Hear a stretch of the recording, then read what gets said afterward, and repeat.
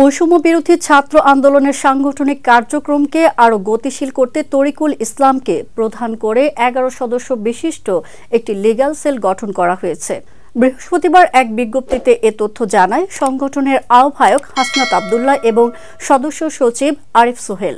Legal সেলের অন্য সদস্যরা হলেন জহিরুল ইসলাম, আরিফুল ইসলাম বিজয়, শুভ আহমেদ, উম্মা উসআতুল রাফিয়া, আশিকুর রহমান জিম, সাইফুর রহমান খান, মুস্তাসিম বিল্লাহ মাহফুজ, কাশেম আল নাহিয়ান, জানে আলম অপু এবং শামসুদ্দোহা শাকিল।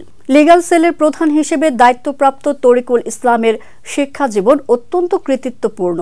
কুমিল্লার পীর কাশিমপুর RN উচ্চ বিদ্যালয় থেকে SSCতে গোল্ডেন GPA 5 পেয়ে ঢাকার সরকারি বিজ্ঞান কলেজে ভর্তি হন। এরপর ঢাকা বিশ্ববিদ্যালয়ের আইন বিভাগে স্নাতক ও স্নাতকোত্তর সম্পন্ন করেন।